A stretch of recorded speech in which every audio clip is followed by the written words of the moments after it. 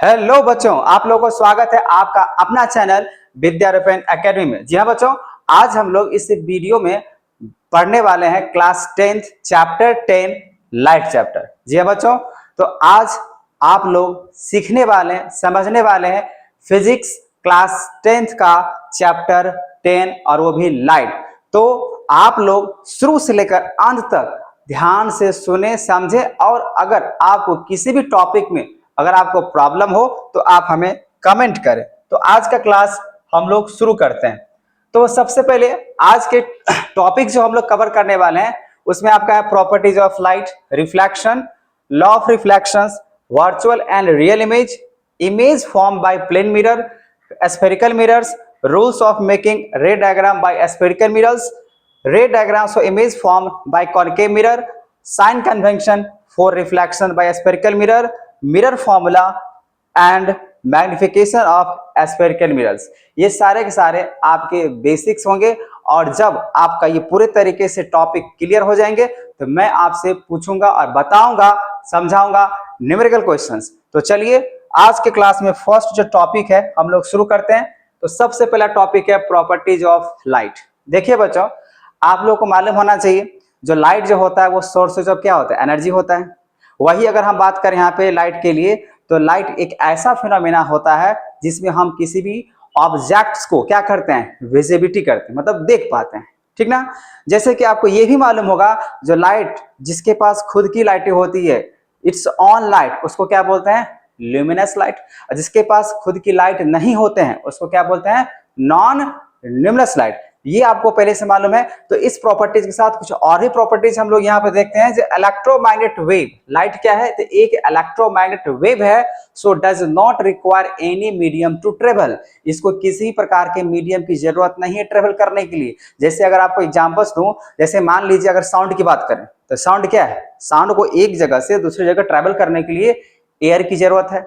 लेकिन अगर हम लाइट की अगर बात करें बच्चों तो लाइट को कोई भी मीडियम की जरूरत नहीं होती है। ठीक है। वही अगर हम बात करें, light tends to travel in a straight path या स्ट्रेट लाइन। लाइट हमेशा क्या होगा, एक स्ट्रेट पाथ में चलेगा। ठीक है। वही अगर आप बच्चों देखें यहाँ पे तो light has dual nature. Light का डुअल नेचर है। एक तो आपको यहाँ पे दिख रहा है ये एक वेव पार्टिकल्स है, वेव है। एक क्या यहाँ पे वेव है और ये साथ ही साथ एक पार्टिकल्स है। वेव तो है क्योंकि इसको मीडियम कोई जरूरत नहीं है। अब पार्टिकल्स में जैसे हम लोग एटॉम्स की बात करते हैं, ये एक पार्टिकल्स भी है। आपसे ऑब्जेक्टिव क्वेश्चन अगर पूछ दिया जाए तो आप हमेशा बताइएगा जो लाइट के पास डुअल नेचर होता है, एक वेव नेचर होता है, दूसरा पार्टिकल्स नेचर होते हैं। लाइट जो है बच्चों क्या फॉर्म कर सकता है, शैडो। अब अंधकार में तो अंधेरा ही दिखाई देगा, अब वही उजाला में शैडो नजर आएगा। ठीक है। अगर मान लीजिए आप कहीं पे लाइट अगर दे रहे हैं, जिस तरफ अगर लाइट नहीं आएगा उधर क्या नजर आएगा, शैडो। इसका मतलब लाइट जो है ना आपको क्या फॉर्म कर सकता है, shadow. Speed of light in maximum in vacuum, खाली खाली जगह पे लाइट अगर बात करें बच्चों, खाली खाली जगह पे जो वैल्यू होता है 3 × 10⁸ मीटर पर सेकेंड इन वैक्यूम में, जैसे कि आप यहाँ पे देख पा रहे हैं। ठीक है बच्चों। वहीं पे ये तो आपको समझ में आ गया जे लाइट का जो प्रॉपर्टीज है। फर्स्ट मैंने बताया जी ये एक इलेक्ट्रोमैग्नेट वेव होते हैं, इसको मीडियम की कोई जरूरत नहीं है। ये हमेशा एक स्ट्रेट लाइन में ट्रेवल करेगा। लाइट का डुअल नेचर होता है, wave as well as particles. उसके बाद लाइट हमेशा क्या फॉर्म करेगा, शैडो फॉर्म करेगा। और स्पीड जो होता है लाइट का वो वैक्यूम में वो सबसे ज्यादा होता है 3 × 10⁸ मीटर पर सेकेंड। अब बच्चों लाइट अगर मान लीजिए अगर आपको सरफेस से कहीं से न कहीं से उसका तो लाइट आ रहा होगा। जब वो लाइट अगर मान लीजिए सरफेस पे अगर आता है, स्ट्राइक करता है किसी भी सरफेस पे, तो लाइट अगर फॉल करा तो लाइट फॉल करने के बाद क्या क्या हैपनिंग हो सकता है। So when light falls on surface तो कुछ यहाँ पे हैपनिंग होने वाला है। लाइट क्या कर जाएगा, रिफ्लेक्शंस, लाइट रिफ्लेक्ट करेगा, बात करेंगे अभी। वही रिफ्रैक्शंस भी हो सकता है। रिफ्लेक्शंस का मतलब पहले बात कर लेते हैं हम लोग, जो लाइट बाउंस बैक कर जाए, मतलब आया और एक एंगल के साथ वो क्या हो जाएगा, रिटर्न हो जाएगा, उसको आप कह सकते हैं reflection. Bouncing back of light को क्या बोल सकते हैं, रिफ्लेक्शन। वही अगर हम बात करें बच्चों रिफ्रैक्शंस का, तो रिफ्रैक्शंस एक मीडियम से आएगा और जहां पे स्ट्राइक करेगा, स्ट्राइक करने के बाद वो हो सकता है बेंड कर जाए, वो सीधा सीधा जो है ना नहीं जा सकता है, या उसी एंगल के साथ जिस एंगल से आया उसके हिसाब से वो मुड़ के बाउंस बैक करके नहीं जाएगा। अब क्या हो सकता है दूसरा नेचर में, दूसरी अगर हैपनिंग की बात करें वो बेंड कर सकता है। रिफ्रैक्शन का मतलब क्या होता है, बेंडिंग ऑफ लाइट। और तीसरा कारण हो सकता है लाइट अगर फॉल करा सरफेस पे, वो हो सकता है एब्जॉर्प्शन। एब्जॉर्प्शन का मतलब होता है जहां पे स्ट्राइक करा वो लाइट वहीं पे रह गया, इसका मतलब वो हो गया एब्जॉर्प्शन। ठीक है बच्चों, ये आपको पता चल गया। जो लाइट जब गिरेगा सरफेस पे तो इसका मतलब लाइट के साथ 3 हैपनिंग होने वाले हैं, रिफ्लेक्शन, रिफ्रैक्शन एंड एब्जॉर्प्शन। तो चलिए हम लोग शुरू करते हैं। आज का सबसे पहला हैपनिंग वो है रिफ्लेक्शन। तो रिफ्लेक्शन यहाँ पे आप देख पा रहे हैं, मैंने यहाँ पे क्या आपको बताया, bouncing back of light when A strike on a polished surface like mirror. अगर मिरर पे अगर मान लीजिए, अगर आप मान लीजिए प्लेन मिरर लिए, उस प्लेन मिरर पे अगर आपने टॉर्च दिखाया या यूं कि आपने लाइट दिखाया, तो लाइट क्या हो सकता है, या तो स्ट्राइक करेगा, स्ट्राइक करने के बाद क्या हो सकता है, बाउंस बैक खास एंगल के साथ अगर कहें वो रिफ्लेक्ट कर सकता है, बैक हो सकता है। तो बाउंसिंग बैक ऑफ लाइट, जैसे मान लीजिए यहाँ पे मैंने एक प्लेन मिरर लिया, अब इधर जो है ना आपका पॉलिश्ड है, और उसके बाद ये लाइट जैसी है स्ट्राइक करा, इंसिडेंट रेस को बोलेंगे, और स्ट्राइक करने के बाद आपको पता है ये जहां पे स्ट्राइक करता है वहां पे क्या बनता है, एक नॉर्मल, जिसको बोलते हैं परपेंडिकुलर, जो 90 डिग्री के हिसाब से होता है, और यहाँ पे वो रिटर्न हो जाएगा, bouncing back. Angle of incidence से गया और एंगल ऑफ रिफ्लेक्शन से क्या हो गया, लौट गया। तो ऐसा हैपनिंग को हम लोग बोल सकते हैं यहाँ पे रिफ्लेक्शन। ठीक है बच्चों, तो आपको ये समझ में आ गया, बाउंसिंग बैक ऑफ लाइट को हम लोग क्या बोलते हैं, रिफ्लेक्शन। अब लॉ ऑफ रिफ्लेक्शन, यहां से आपके 2 मार्क्स के क्वेश्चंस आ सकते हैं। यहाँ पे 2 मार्क्स के क्वेश्चंस 100% यहाँ पे कह रहे हैं आएगा ही आएगा लिखने के लिए। जो लॉ ऑफ रिफ्लेक्शन क्या होता है, तो देखिए angle of incidence is equal to angle of, अगर रिफ्लेक्शन अगर होता है तो आप उसको कहेंगे बच्चों क्या हुआ, वो हुआ आपका लॉ ऑफ रिफ्लेक्शन का फर्स्ट लॉ। यहाँ पे आप देख सकते हो ये इंसिडेंट रे इस तरीके से आ रहा है, ठीक है ना। अच्छा, इंसिडेंट रे अगर मान लीजिए किसी भी पाथ से ट्रेवल करते हुए जो रे आ रहा है वो आपका इंसिडेंट रे हुआ, और जहां पे स्ट्राइक कर गया वो इंसिडाइज कर गया, ठीक है ना। और वहां पे स्ट्राइक करने के बाद वहां पे क्या होता है, एक नॉर्मल्स होता है जो कि 90 डिग्री के हिसाब से बात करते हैं। तो एंगल ऑफ इंसिडेंस और ये बाउंसिंग बैक हो गया रिफ्लेक्शन के हिसाब से। तो angle of incidence equals to angle of reflection, ये आपने समझ रखा है, जिसका फर्स्ट लॉ, किसका फर्स्ट लॉ ऑफ रिफ्लेक्शन का। सेकंड लॉ की अगर बात करें बच्चों, तो आप यहाँ पे देखिए क्या होता है, इंसिडेंट रे, ये जो आपको दिख रहा है ये इंसिडेंट रे, नॉर्मल और ये रिफ्लेक्टेड रे सब एक ही प्लेन पे लाइज करता है।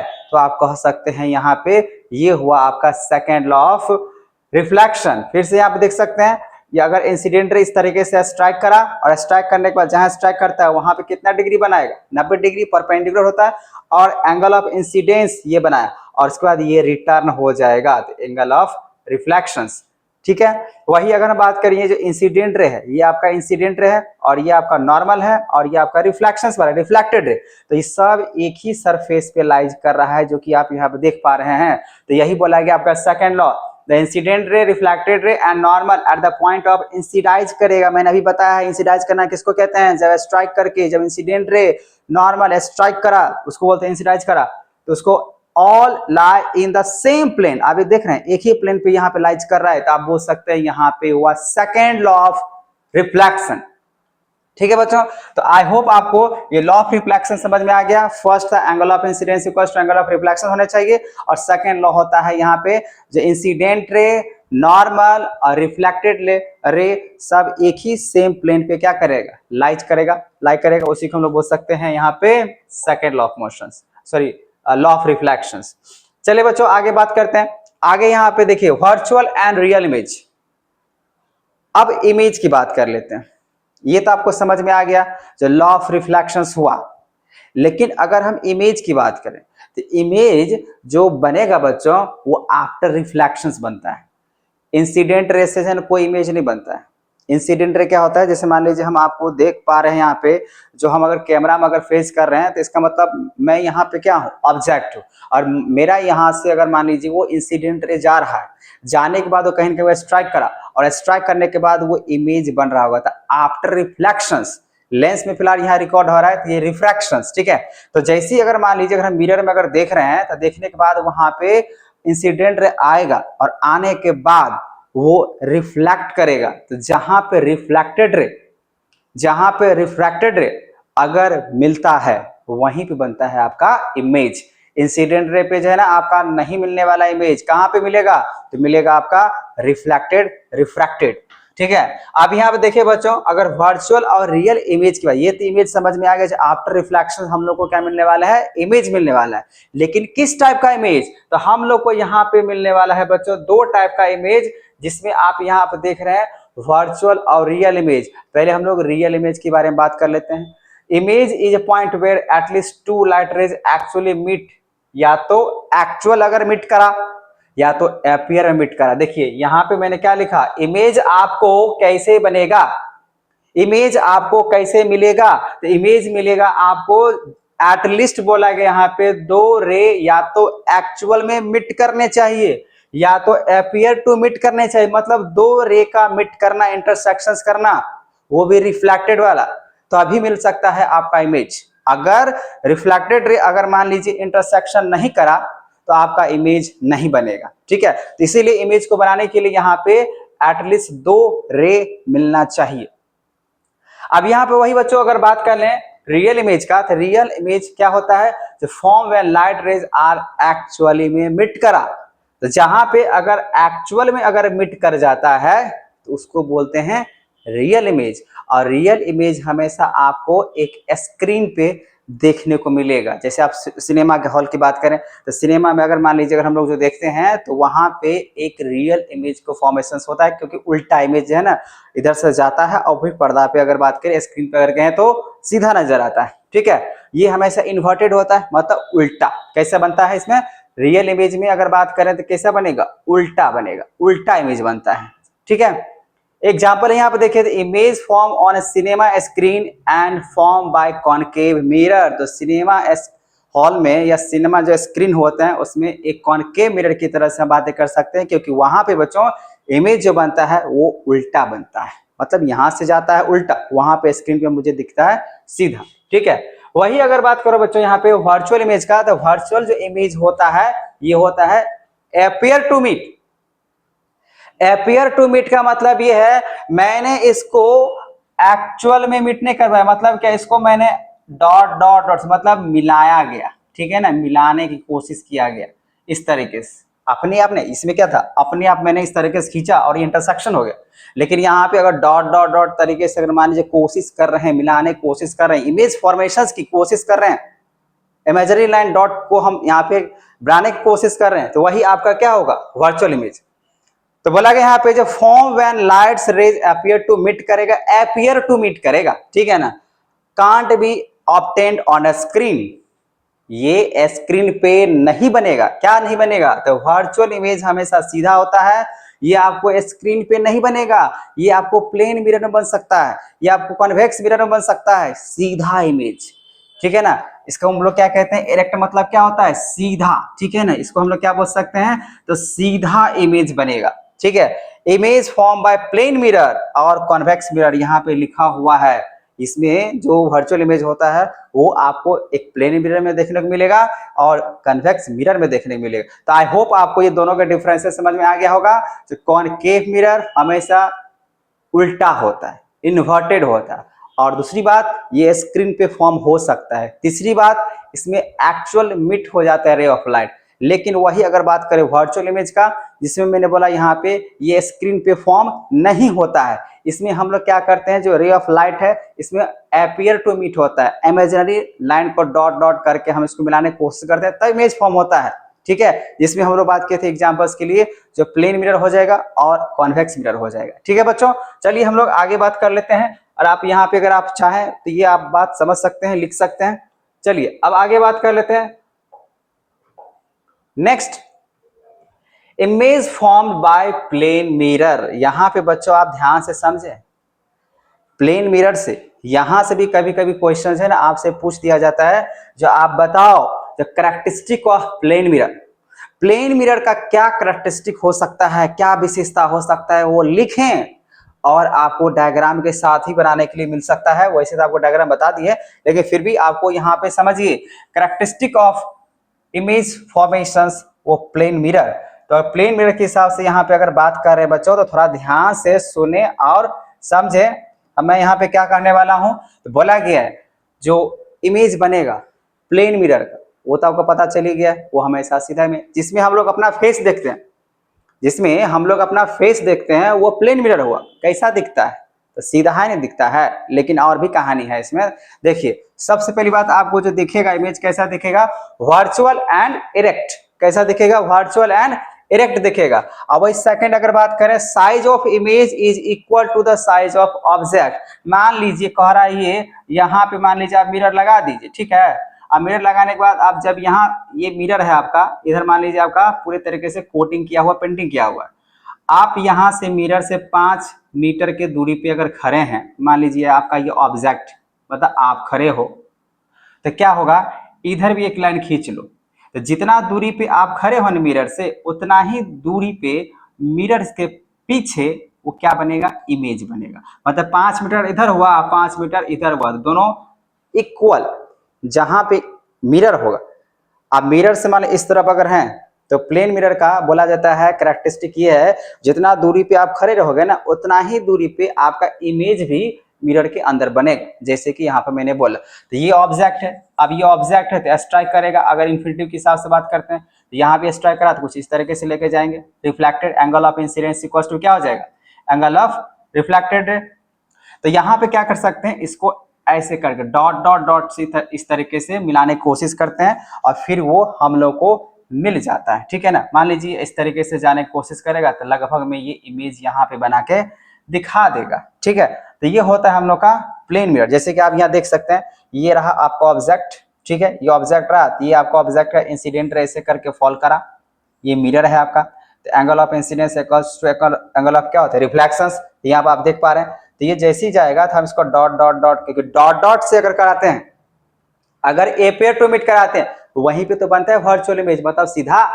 जहां पे अगर मान लीजिए आपका इस तरीके से डॉट डॉट करने की कोशिश करते हैं वहीं बने। अब आकर ये ऑब्जेक्ट है, एक आप रे ऑफ इस तरीके से लेके जाओ, ये यहीं पे रहेगा, स्ट्राइक करेगा और इस तरीके से लेके जाएंगे, यहाँ पे इंटरसेक्शन करा, मतलब इमेज आपका यहाँ बना, आपका इमेज यहाँ पे बन रहा है। तो आप देख सकते हैं, अगर इसको मैंने बोला 5 मीटर के दूरी पे अगर हम मिरर से हैं, तो इधर भी 5 मीटर के दूरी पे ही बनेगा, ठीक है।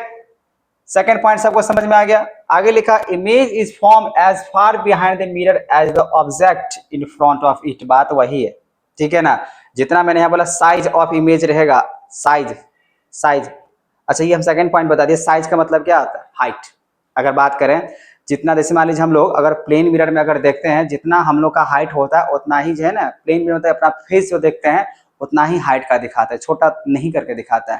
तो ये तो मैंने बता दिया, अभी थर्ड वाला मैंने इस पॉइंट को समझा दिया। और ये भी आप समझ जाइए, जो क्या बोला गया, size of image is equal to size of object. तो जितना साइज का ऑब्जेक्ट होगा, 5 मीटर का मान लीजिए इसका हाइट है ऑब्जेक्ट का, तो इमेज भी क्या बनेगा, 5 ही मीटर के हाइट का बनेगा, ठीक है ना। वो छोटा बड़ा नहीं हो सकता, उतना ही रहेगा। और तब से जो मैं आप समझा रहा था ये था आपका थर्ड वाला चीज, थर्ड पॉइंट्स, ठीक है। और बोला गया फोर्थ पॉइंट यहाँ पे, laterally inverted. Laterally inverted, laterally inverted मतलब क्या, लेफ्ट को क्या दिखाएगा, राइट, और राइट को क्या दिखाएगा, लेफ्ट, ऐसे करके दिखाएगा। टॉप टू बॉटम की चेंज नहीं करेगा, लेफ्ट टू राइट को दिखाएगा, उल्टा ऐसे करके, लेफ्ट टू राइट, ठीक है बच्चों। तो मैंने यहाँ पे आपको प्लेन मिरर का लगभग में 4 कैरेक्टरिस्टिक मैंने बता दिया। पहला जी, हमेशा इमेज कैसा देगा, वर्चुअल इमेज देगा। दूसरी बात है, size of object equals to क्या होगा, हाइट ऑफ ऑब्जेक्ट, मतलब साइज ऑफ इमेज और साइज ऑफ ऑब्जेक्ट दोनों क्या होगा, बराबर होगा। और तीसरी बात, जो डिस्टेंस ऑफ ऑब्जेक्ट जो होगा वो बिहाइंड द मिरर जो डिस्टेंस ऑफ इमेज बनाएगा वो भी हमेशा बराबर ही बनाएगा। और चौथी बात है, लैटरली इन्वर्जेंस बनाता है, लेफ्ट को राइट दिखाएगा, राइट को लेफ्ट दिखाएगा। आई होप आपको ये बातें समझ में आ रखा है, ठीक है बच्चों। अब हम लोग आगे की ओर बात करते हैं, और आगे की बात यहाँ पे देख सकते हैं, मैंने यहाँ पे आपको एग्जाम्पल के हिसाब से मैंने लिया। जैसे एम्बुलेंस की बातें करें तो आप देख पा रहे हैं यहाँ पे एम्बुलेंस में पूछ दिया जाएगा उल्टा क्यों लिखा रहता है। यहाँ पे देख रहे हैं एम्बुलेंस में क्या है, उल्टा लिखा हुआ, एम्बुलेंस उल्टा लिखा हुआ है। क्या है ना बच्चों, जो साइड मिरर होता है व्हीकल्स का, उसमें कॉन्वेक्स मिरर लगा हुआ रहता है। तो जैसे अगर हम इसको कॉन्वेक्स मिरर की अगर बातें करें, जब सामने आएगा कॉन्वेक्स मिरर, ये जो उल्टा दिख रहा है ना, उस मिरर में क्या दिखेगा, सीधा दिखाई देगा, है ना। जैसे अभी मैंने बोला, अगर आप प्लेन मिरर के सामने अगर खड़े हो तो आपका लेफ्ट को वो क्या दिखाएगा, राइट, जो कि आप सीधे हो, है ना, आप सीधे खड़े तो लेफ्ट को क्या दिखाएगा, राइट, और राइट को दिखाएगा लेफ्ट। जो हाथ की बात करें, जैसे आप यहाँ पे देख सकते हैं, ये देख रहे हैं, ये राइट हैंड है, लेकिन यहाँ पे क्या दिख रहा है, लेफ्ट हैंड के हिसाब से दिखा रहा है। तो both hands point this way, इस तरीके से हम लोग कर सकते हैं।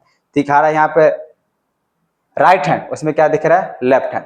ठीक उसी तरीके से ये इसीलिए रहता है लिखा हुआ, ताकि हम लोग कॉन्वेक्स मिरर जो व्हीकल्स में लगा हुआ रहता है उसमें जाके इमेज को वो सीधा करे और हम लोग आसान तरीके से एम्बुलेंस को साइड, मतलब अपना गाड़ी को साइड कर लें और एम्बुलेंस को जाने दें। इसी वजह से ऐसा होता है। चलिए बच्चों, वन ऑफ द मोस्ट, यहां से आपका क्लास सबसे मेन शुरू होता है, स्फेरिकल मिरर। स्फेरिकल मिरर की अगर बात करें बच्चों, तो स्फेरिकल मिरर किसको बोल सकता है, mirror whose reflecting surface, whose mirror whose reflecting surface is curved, curved के हिसाब से होगा। आप बॉल समझते हो, फुटबॉल समझते हो, ठीक है ना, जो आप फुटबॉल जो यहाँ पे समझ रहे हो, ठीक है ना, कुछ इस तरीके से अगर मान लीजिए हम बना देते हैं, ये आपका क्या हुआ, स्फीयर, गोला, ठीक है। अब इसको हाफ काट दो। अब जैसे इसको अगर हाफ काट दोगे, इसको अगर आप हाफ पोर्शंस अगर इसको बना लिया जाए तो कुछ इस तरीके से नजर आएगा।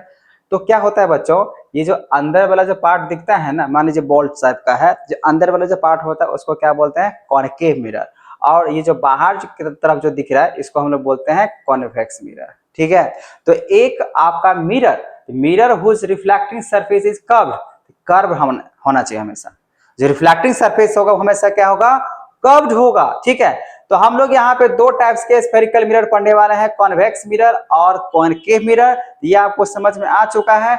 जो अंदर की तरफ आपका रिफ्लेक्टिंग सरफेस होगा और बाहर से कोटिंग किया हुआ रहेगा, रंगा हुआ रहेगा, तो आप उसको क्या कहेंगे, कॉनकेव मिरर, ठीक है ना। और वही देखिए, अगर बाहर से अगर जो रहेगा, ठीक है ना, बाहर से अगर मान लीजिए सही है और अंदर से आपका क्या रहेगा, कोटिंग किया हुआ रहेगा, और बाहर से इसका क्या रहेगा, सही, मतलब रिफ्लेक्टिंग सरफेस, तो आप इसको बोल सकते हैं कॉन्वेक्स मिरर। जैसे कि मैं यहाँ पे आपको डेफिनेशंस लेके बताता हूँ।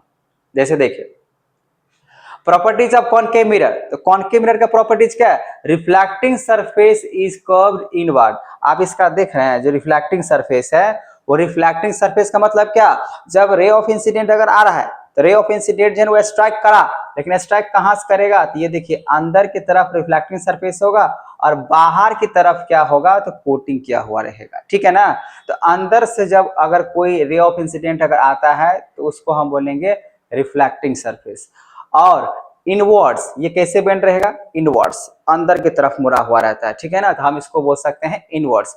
और हम लोग बच्चों, ये जो कॉनकेव मिरर होता है इसको हम लोग कन्वर्जिंग मिरर के नाम से भी जानते हैं, क्योंकि आपको न्यूमेरिकल क्वेश्चंस में बहुत ही ज्यादा हेल्प करेगा। कहीं कहीं पे न्यूमेरिकल क्वेश्चंस में लिख दिया जाता है ये कन्वर्जिंग मिरर का हाइट जो है इतना है, ठीक है, तो इसके हिसाब से आपको ये याद रखना है। तो कन्वर्जिंग मिरर मतलब कॉनकेव मिरर।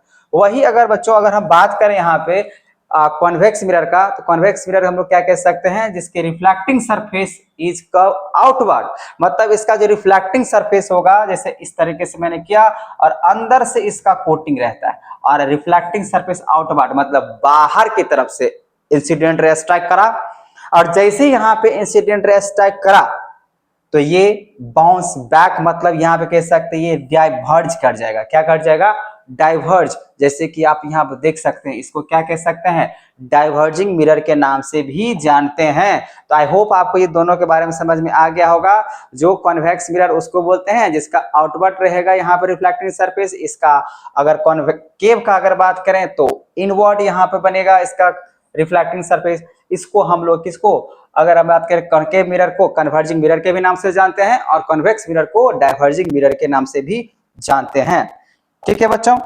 चलिए अब यहाँ पे आगे की ओर समझते हैं, और यहाँ पे सबसे मोस्ट इंपोर्टेंट बातें आपको समझना है बच्चों। देखिए अभी तक तो आपने समझ लिया कि कॉनकेव मिरर क्या हो सकता है, कॉन्वेक्स मिरर क्या हो सकता है। अब यहाँ पे कुछ टर्म्स हैं, उस टर्म्स को समझना बहुत बहुत ज्यादा जरूरत है। जैसे कि आप यहाँ से समझने की कोशिश करें, जैसे यहाँ मैं समझाने की कोशिश कर रहा हूँ। जैसे मान लीजिए अगर हम कॉनकेव मिरर का बात करते हैं, चाहे कॉनकेव मिरर की बात करें कॉन्वेक्स मिरर की बात करें, तो दोनों केस में सेम ही होगा, ठीक है। अगर यहाँ पे आप देख पा रहे हैं तो ध्यान समझिए, ये आपका हुआ मिरर, ठीक है, कॉनकेव मिरर मैंने लिया। अब क्या है ना, ये स्फीयर वाले पार्ट से बना हुआ है, तो इसमें आपको क्या एक नजर आएगा, सेंटर। जैसे हम लोग एक सर्कल में क्या देखते हैं, सेंटर होता है, ठीक उसी तरीके से। लेकिन क्या है ना बच्चों, ये स्फीयर का हाफ वाले पार्ट से हम लोग बात करें, तो अगर हाफ वाले बात अगर कर रहे हैं पार्ट से, तो इसमें एक इस तरीके से लाइन खींचा जाता है, और इस लाइन को पहले तो आप कोटिंग कर लीजिए इस तरीके से। आप बात ध्यान समझिएगा, ये जो मैंने लाइन खींचा है, ठीक है ना, इस लाइन को हम लोग बोलते हैं principal axis, the line joining the pole and centre of curvature. तो यहां पे होता है बच्चों सेंटर ऑफ कर्वेचर, यहां पे क्या होगा, तो centre of curvature, centre of curvature. और फिर यहां से हम लोग बात करेंगे, ध्यान से देखें, मान लीजिए इस तरीके से मैंने बनाया, ये रिफ्लेक्टिंग सरफेस हुआ, यहाँ पे होगा सेंटर ऑफ कर्वेचर, यहाँ पे होता है फोकस, और यहाँ पे होता है पोल, और ये आपका मैंने बता दिया इस तरीके से कोटिंग किया हुआ है, ठीक है। और ये आपका क्या होता है, प्रिंसिपल एक्सिस। आप बहुत बार अभी देखने वाले हैं, ठीक है। तो फिलहाल तो आप ये समझिए कि प्रिंसिपल एक्सिस किसको बोलते हैं, जब एक लाइन सीधा पास होता है पोल। तो आप यहाँ पे देखिए, अगर इस तरीके से अगर बना रहे हैं तो ऐसे करके अगर जाएगा तो इसको क्या बोलिएगा, पोल। पोल जो होता है ना बच्चों, ये अपार्चर, जो मिरर का जो हाइट होगा, ये यहाँ से यहाँ तक मिरर है, कौन सा मिरर, कॉनकेव मिरर। तो इस मिरर का जो हाइट होगा, उस हाइट के सेंटर वाले पॉइंट पे वो हम क्या मानते हैं, पोल, ठीक है। पोल से हमेशा क्या होता है, प्रिंसिपल एक्सिस पास होता है, ठीक है, जो कि मिरर का सेंटर पॉइंट होता है। पोल जो होता है मिरर का क्या होता है, सेंटर पॉइंट। यहाँ पे सारी बात लिखा हुआ, लेकिन आप समझिए, वहीं पे यहाँ पे होता है फोकस, और यहाँ पे होता है सेंटर ऑफ कर्वेचर। तो सेंटर ऑफ कर्वेचर को जो बराबर होगा सेंटर ऑफ कर्वेचर, सी से लेकर पी तक, उसको रेडियस ऑफ कर्वेचर ही बोलते हैं। यहाँ से यहाँ तक रेडियस ऑफ कर्वेचर बोलते हैं। और ये फोकस हुआ, फोकस क्या होता है, आफ्टर इंसिडेंट रे, मतलब इंसिडेंट रे जो यहां से पास कराएंगे, तो जो इंसिडेंट रे होगा ना, आफ्टर रिफ्लेक्शन हमेशा कहां से पास करता है, फोकस से। इंसिडेंट रे आफ्टर रिफ्लेक्शन कहां से पास करेगा, फोकस से ही पास करेगा। ये आपको ध्यान रखने हैं, ठीक है बच्चों। ये आपने समझ लिया। तो देखिए प्रिंसिपल एक्सिस आपको समझ में आ गया। जो इस तरीके से अगर मान लीजिए अगर है खींचा हुआ पोल के हिसाब से और सेंटर कर्वेचर से, तो आप इसको कहेंगे प्रिंसिपल एक्सिस, ठीक है। दूसरी बात, पोल आपको समझ में आ गया। पोल क्या होता है, तो मिरर के सेंटर, क्या लिखा है, the centre of the spherical mirror, centre होता है। जैसे स्फेरिकल मिरर है ना, तो मिरर का क्या होगा, सेंटर पॉइंट पे होता है। अपार्चर क्या होता है, aperture it is the effective diameter of the spherical mirror. जैसे आप यहाँ देखो, अगर मान लीजिए हमने इस तरीके से बनाया स्फेरिकल, अब इसको काट दो, तो काट जो दिए इस तरीके से इसका डायमीटर के हिसाब से होता है। आप इसको पूरा इस तरीके से अगर करोगे और कुछ इस तरीके से अगर है, बीच से जा रहा है, तभी तो डायमीटर हो जाएगा। तो डायमीटर जो होगा वो सबसे इसका लॉन्गेस्ट माना जाएगा। तो हाइट, इसको आप क्या कर सकते हो, हाइट एक तरीके से किसका, इस मिरर का क्या बनेगा, हाइट बनेगा। क्योंकि आप इस तरीके से अगर करते हो यहाँ पे, तो यहाँ से इस पॉइंट से लेकर इस पॉइंट से लेकर, मान लीजिए पी पॉइंट है और ये क्यू पॉइंट है, तो पी और क्यू जो होगा इस मिरर का क्या बनेगा, हाइट बनेगा। मतलब कॉनकेव मिरर का ये क्या है, हाइट, ठीक है। तो अपार्चर इसी को बोलते हैं। Aperture it is the effective diameter of spherical mirror, इसको आप क्या कहोगे, अपार्चर। सेंटर ऑफ कर्वेचर, तो सेंटर ऑफ कर्वेचर मैंने बता दें यहाँ पे बनेगा सेंटर ऑफ कर्वेचर, क्योंकि आप इस तरीके से आप स्फेरिकल मिरर लेके जाते हो तो ये क्या बनेगा, सेंटर ऑफ कर्वेचर बनेगा। The centre of the hollow glass sphere of which is the mirror was a part. Radius of curvature क्या होगा बच्चों, तो the distance between the pole and the centre of curvature. तो आप यहाँ देख सकते हैं ये सेंटर ऑफ कर्वेचर हुआ, और इस तरीके से अगर मान लीजिए पास कराते हो तो यहाँ पे क्या होता है, पोल, और ये सेंटर कर्वेचर, ये सी से लेकर पी तक जो डिस्टेंस होगा वही क्या होता है, रेडियस ऑफ कर्वेचर होता है बच्चों, ठीक है। अब फोकस क्या होता है, तो फोकस मैंने अभी बताया है। तो फोकस क्या होता है, जो आफ्टर रिफ्लेक्शंस की अगर बात करें, जो आफ्टर रिफ्लेक्शंस होगा, जैसे मान लीजिए हम इस तरीके से अगर बना रहे हैं, तो यहाँ पे होता है फोकस, यहाँ पे मान लेते हैं सेंटर कर्वेचर है। तो focus the point on the principal axis, ये प्रिंसिपल एक्सिस पे दिख रहा है आपको, the point of the principal axis where all the parallel light rays actually meet या appear to meet after reflections. तो आफ्टर रिफ्लेक्शन, जैसे मान लीजिए इंसिडेंट रे हुआ, ये इंसिडेंट रे इस तरीके से हमेशा जाता है, और आफ्टर रिफ्लेक्शन आपको कहां से पास कराया जाएगा, फोकस से। आगे आप अच्छे तरीके से क्लियर हो जाएगा। फोकल लेंथ की बात करें बच्चों, तो यहाँ पे आपको क्या समझना है, पोल होता है। तो सिंपल सा यहाँ पर टर्म्स दिया है, जो फोकस और पोल के जो बीच का जो डिस्टेंस होगा ना, फोकस और पोल के बीच का जो डिस्टेंस होगा वही हम लोग का क्या होता है, फोकल लेंथ होता है। The distance between the pole and the focus is known as focal length. ठीक है बच्चों, चलिए आई होप आपको ये टर्म्स आपको समझ में आ गया होगा। अगर आपको नहीं समझ में आया हुआ तो आप इसे ध्यान से फिर से आप याद कर लें, आपको समझ में आ जाएगा। मुझे लग रहा है आप लोग को याद हो चुका होगा। जी बच्चों, अब यहाँ पे हम लोग आज अभी सीखने वाले हैं रिलेशनशिप बिटवीन, पहली बात rules for making ray diagram by spherical mirror. और यहाँ पे बच्चों एक बात आप ध्यान समझिए, जैसे मैंने बोला फोकल लेंथ क्या होता है, फोकल लेंथ क्या होता है, मैंने बोला फोकल लेंथ जो होगा वो फोकस और पोल के बीच की जो डिस्टेंस होगा आप उसको क्या कहेंगे, फोकल लेंथ बोलेंगे। लेकिन आपको मालूम होना चाहिए, जैसे अगर हम यहाँ फिर से अगर आपको समझाने की कोशिश करें, मान लीजिए आपने इस तरीके से लिया, ये आपका पोल है, ये आपका फोकस है और ये आपका सेंटर ऑफ कर्वेचर है ना। तो आपने यहां से यहां तक क्या बोला, आर, ये रेडियस ऑफ कर्वेचर हुआ। तो सेंटर ऑफ कर्वेचर से पोल का जो डिस्टेंस होता है उसको क्या बोलते हैं, आर। लेकिन इस फोकस की अगर बात करें तो फोकस मतलब फोकस जो दिख रहा है आपको, फोकल लेंथ की बात कर रहे हैं, तो फोकल लेंथ क्या होगा, इस फोकस से पोल के बीच का जो डिस्टेंस होगा उसको हम लोग क्या बोलते हैं, फोकल लेंथ। अगर फोकल लेंथ निकालना होगा तो यहाँ पे क्या करना होगा, आर बाय 2 करना पड़ेगा, या कह सकते हैं फोकल लेंथ जो होता है वो 2 टाइम्स होता है रेडियस ऑफ कर्वेचर का। तो यहाँ पे यही कुछ टर्म्स मैंने यहाँ पे लिखा है, जो relationship between focal length and radius of curvature, focus equal to क्या हो जाएगा, r बाय 2, या आप कह सकते हैं 2 times of focus equal to radius of curvature होता है, दुगुना हो जाता है हाफ। तो ये आपको याद रखना है, ये जो फॉर्मूला है ना आपको याद रखना है, क्योंकि न्यूमेरिकल क्वेश्चन बनाने में काम आएगा।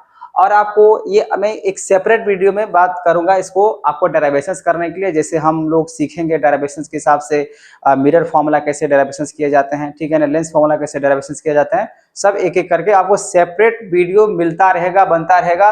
पहले मैं आपको बात कर रहा हूँ यहाँ पे बेसिक चीज का, ठीक है ना। तो आप बेसिक चीज को जो है ना पहले आप ध्यान समझ लें, आपको सारे के सारे वीडियो मिलने वाले हैं, ठीक है बच्चों।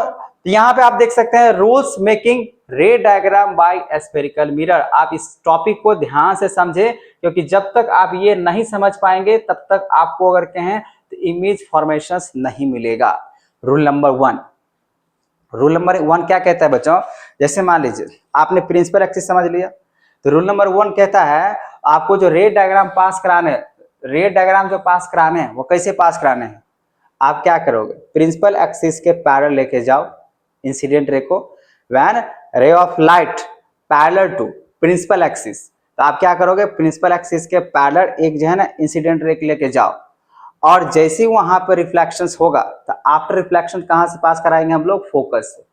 प्रिंसिपल एक्सिस के पैरेलल लेके जाएंगे, फोकस से पास कराएंगे। ये हुआ रे डायग्राम का पहला रूल। क्या रूल है, तो अगर हम प्रिंसिपल एक्सिस के पैरेलल लेके जाएंगे तो फोकस से पास कराएंगे, और वही जब फोकस से लेकर अगर हम जाते हैं इंसिडेंट रे, अगर हम फोकस से लेकर जाएंगे इंसिडेंट रे तो क्या हो जाएगा, पैरेलल हो जाएगा। किसका पैरेलल हो जाएगा, प्रिंसिपल एक्सिस का, ठीक है। 2 बात आप समझ में आ गया। तीसरी बात रे डायग्राम का वो क्या होता है, अगर आप सेंटर ऑफ कर्वेचर से अगर मान लीजिए इंसिडेंट रे को पास कराते हो, सेंटर ऑफ कर्वेचर से अगर इंसिडेंट रे को पास कराओगे तो सेंटर ऑफ कर्वेचर भी क्या होगा, पास हो जाएगा, ठीक है। और चौथा रूल होता है बच्चों, अगर हम इन्फिनिटिव से अगर मान लीजिए इंसिडेंट लेकर आते हैं और पोल पे स्ट्राइक कराते हैं, तो जैसे इंसिडेंट अगर मान लीजिए अगर आपका इन्फिनिटिव से आ रहा है, पोल पे स्ट्राइक करा, तो पोल पे ही क्या होगा, after reflection angle of incidence equals to angle of reflection के बराबर हो जाएगा। चलिए अब एक एक करके यहाँ पे समझते हैं। मैंने यहाँ पे बोला ये आपका है कॉनकेव मिरर, ठीक है। तो प्रिंसिपल एक्सिस यहाँ पे आपका सेंटर कर्वेचर, ये आपका रहा फोकस, ये रहा आपका पोल, ठीक है। और ये आपका है प्रिंसिपल एक्सिस। तो मैंने बोला अगर इंसिडेंट रे मान लीजिए इस तरीके से आप लेके जाओगे तो आफ्टर रिफ्लेक्शन कहां से पास करना पड़ेगा, फोकस से। पॉइंट नंबर 1 यहाँ पे बन जाएगा, अगर आप इसको सेंटर कर्वेचर से लेके जाएंगे तो angle of incidence equals to angle of reflection यहाँ पे बन जाएगा। रूल नंबर 1 आपको समझ में आ गया। रूल नंबर 2 मैंने क्या बोला, अगर आप फोकस, ये आपका सेंटर ऑफ कर्वेचर है, ये आपका फोकस है, ये आपका पोल है, ये आपका प्रिंसिपल एक्सिस है। तो अगर मान लीजिए फोकस है, अगर फोकस से अगर हम लेके जाते हैं, पास कराते हैं, तो फोकस से लेके जाएंगे तो प्रिंसिपल एक्सिस के क्या हो जाएगा, पैरेलल, ये पैरेलल हो गया। और यहाँ पे सेंटर ऑफ कर्वेचर से अगर मान लीजिए दूसरा रे लेके जाते हैं तो angle of incidence equal to angle of क्या हो जाएगा, रिफ्लेक्शन, ठीक है। अब यहाँ पे ये सेम प्रोसेस आपको किस में दिख रहा है, तो एक कॉन्वेक्स मिरर का। ये जो मैंने बात यहाँ पे किया ये किसके लिए काम कर रहा है, कॉनकेव मिरर का। ये जो काम कर रहा है ये कॉनकेव मिरर का। और उसी तरीके से आप यहाँ पर देख रहे हैं जो बच्चों, ये आपका है कॉन्वेक्स मिरर का, जो इंसिडेंट रे इस तरीके से पैरेलल लेके जाएंगे और जाने के बाद ये तो डाइवर्ज कर जाता है, जो कि इस तरीके से लेके चला जाएगा, ठीक है ना, जो कि हम फोकस से पास कराएंगे। वही यहाँ पे देख सकते हैं, इस तरीके से फोकस से लेकर हम लोग जाएंगे और ये आफ्टर रिफ्लेक्शन क्या हो जाएगा, पैरेलल हो जाएगी। फोकस से लेके जाएंगे और ऐसे करके पैरेलल हो जाएगा। अब यहाँ पे देखिए रूल नंबर 3 हमने क्या बोला, अगर ये आपका प्रिंसिपल एक्सिस है, ये आपका प्रिंसिपल एक्सिस है, ये आपका मिरर है, ये आपका पोल हुआ, ये फोकल लेंथ हुआ, ये सेंटर ऑफ कर्वेचर हुआ, तो रूल क्या है, अगर आप सेंटर ऑफ कर्वेचर से लेके अगर जाते हो तो वो उसी रास्ते से लौट जाता है। रूल क्या होता है, अगर रे ऑफ लाइट को आप सेंटर कर्वेचर से लेके जाओगे तो उसी रास्ते से लौट के आ जाएगा। ये आपको ध्यान रखना है। क्यों सर, क्योंकि क्या है ना, अगर मान लीजिए कोई अगर होल है, उस होल में अगर टॉर्च का लाइट अगर दीजिएगा तो जाने का भी रास्ता वही है और आने का रास्ता भी वही है, क्योंकि वो सेंटर पॉइंट है, ठीक है ना, इसी वजह से। वही अगर बात करें बच्चों यहाँ पे, और यहाँ पे जो सेंटर ऑफ कर्वेचर से अगर मान लीजिए आप इंसिडेंट रे पास करा रहे हो और रिफ्लेक्टेड रे भी उसी रास्ते से आ रहे थे, मतलब 0 डिग्री या तो 180 डिग्री बात कर लेंगे, या तो 0 डिग्री के साथ यहाँ पे क्या होगा, रिटर्न होगा। या देखिए अगर यहाँ पे अगर देखा जाए रूल नंबर 4, तो मैंने बोला अगर इन्फिनिटी पे कोई ऑब्जेक्ट अगर है तो अगर ये स्ट्राइक करा कहाँ पे, पोल पे, तो पोल पे स्ट्राइक करने के बाद वो एंगल ऑफ इंसिडेंस का लौटेगा। आपको पता है ये प्रिंसिपल एक्सिस पे एंगल ऑफ इंसिडेंस क्या बनेगा, एंगल ऑफ रिफ्लेक्शन।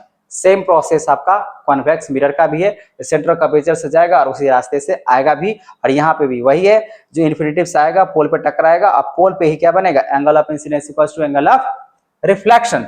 तो आई होप आपको ये 4 बातें रे डायग्राम को समझ में आ चुका होगा। तो पहला बात मैंने बताया आपको, फर्स्ट बात है ये, जो प्रिंसिपल एक्सिस के पैरेलल लेके जाओ तो फोकस से पास कराओ, और सेकंड मैंने बोला फोकस से लेके जाओ प्रिंसिपल एक्सिस के पैरेलल दिखा दो, और तीसरा मैंने बोला जो सेंटर ऑफ कर्वेचर से लेके जाओ और सेंटर ऑफ कर्वेचर से क्या करा दो, पास करा दो, ठीक है। और चौथा मैंने बोला यहाँ पे रे डायग्राम के लिए, अगर इन्फिनिटिव से लेके आते हो और पोल पे स्ट्राइक करा दो, इन्फिनिटिव से इंसिडेंट लेके आओ, पोल पे स्ट्राइक करवा दो और पोल पे ही जो angle of incidence equals to angle of reflection आपको मिल जाएगा, ठीक है बच्चों। अब यहाँ पे जो मैं बात करने जा रहा हूं इसको आप थोड़ा सा अच्छे तरीके से समझिएगा, बहुत ही ज्यादा इंपॉर्टेंट है ये 6 बातें। यहाँ पे 6 आपको केसेस देखने को मिलेगा रे डायग्राम। पहले हम लोग इमेज फॉर्मेशंस की बात कर रहे थे, अब यहाँ पे समझिए रे डायग्राम हम जो यूज करने वाले हैं इमेज फॉर्मेशंस के लिए वो किस तरीके से यूज करेंगे। फर्स्ट, अगर ऑब्जेक्ट को आप रख रहे हैं इन्फिनिटी पे, देखिए आप यूज कर रहे हैं कॉनकेव मिरर के लिए, अभी जो बात कर रहे हैं किसके लिए, कॉनकेव मिरर। कॉनकेव मिरर में कितने बातें हम लोग को समझना है, 6 बातें। सर इमेज कहाँ पे बनेगा, किस तरीके से बनेगा, ध्यान से देखिए। ये रहा आपका, एक एक करके समझाते फिर इरेज करते हुए चले जाएंगे। ये रहा आपका बच्चों कॉनकेव मिरर, ये रहा आपका प्रिंसिपल एक्सिस, ये आपका पता ही है पोल बनेगा, ये आपका फोकस है और ये आपका सेंटर ऑफ कर्वेचर है। रूल नंबर 1 क्या कह रहा है, when object is at infinity, अगर मान लो बच्चों ऑब्जेक्ट को आप इन्फिनिटी पे रख रहे हो, अगर इन्फिनिटी पे रख रहे हो तो आप रूल नंबर 4 भी यूज कर सकते हो, जो कि अभी मैंने बताया रे डायग्राम के लिए, ठीक है ना। तो आप यहाँ पे या तो इन्फिनिटी बताइए पोल पे स्ट्राइक करा के, नहीं तो आप ऐसे करो, ये रहा आपका प्रिंसिपल एक्सिस, सॉरी ये रहा आपका प्रिंसिपल एक्सिस और ये रहा आपका इंसिडेंट रे, जो कि कहाँ से आ रहा है, इन्फिनिटिव से। तो जैसे यहाँ पे स्ट्राइक करा तो आफ्टर रिफ्लेक्शन कहाँ से पास होता है, फोकस। फिर मैंने बोला बच्चों अगर मान लीजिए आप इन्फिनिटी पे ही है तो कहीं से भी पास कर सकता है, तो आप यहाँ से लेके जाओ इस तरीके से प्रिंसिपल एक्सिस के, मैंने फिर से इधर से पैरेलल लेके गया और मैंने यहाँ पे फोकस से पास करा दिया। तो देखिए बच्चों यहाँ पे आपको 2 रिफ्लेक्टेड रे, एक यहाँ पे दिख रहा है, एक ये रिफ्लेक्टेड रे हुआ और एक ये, दोनों कहाँ पे स्ट्राइक कर रहा है, फोकस। दोनों कहाँ पे स्ट्राइक कर रहा है, फोकस पे। इससे यही समझ में आता है इमेज का पोजीशन जो होगा वो कहाँ पे होगा, फोकस पे होगा, ठीक है। और नेचर ऑफ इमेज क्या होगा, रियल एंड इन्वर्टेड होगा। क्यों होगा, मैंने आपको क्या सिखाया, अगर अपने आप मतलब एक्चुअल में अगर मीट कर जा रहा है जहां पे 2 रिफ्लेक्टेड है, तो ये जो लाइट दिखा आपको रिफ्लेक्टेड वाला, ये और ये दोनों अपने आप एक्चुअल मीट कर गया यहाँ पे, इसी वजह से रियल एंड इन्वर्टेड होगा, ठीक है। और साइज क्या होगा, आप चूंकि इन्फिनिटिव से ऑब्जेक्ट आ रहा है, इन्फिनिटी पे ऑब्जेक्ट को रखा हुआ है, तो आपका इमेज जो बनेगा ना वो बहुत ही छोटा बनेगा, मतलब पॉइंट साइज का बनेगा। तो आप यहाँ पे देख सकते हैं पॉइंट साइज और हाईली डिमिनिश्ड बन जाएगा, हम बहुत ज्यादा छोटा बन जाएगा, ठीक है। तो आपको ये फर्स्ट बात है समझ में आ गया, आप इसको इस तरीके से भी कर सकते हैं। अब मान लीजिए अगर आप इस तरीके से कोशिश कर सकते हैं, मान लीजिए अगर ये पोल है, अब यहाँ पे आपका फोकस तो होगा ही होगा, ठीक है। अब इन्फिनिटिव से लेके जा रहे हैं तो कुछ इस तरीके से होगा और इस तरीके से रिफ्लेक्टेड हुआ।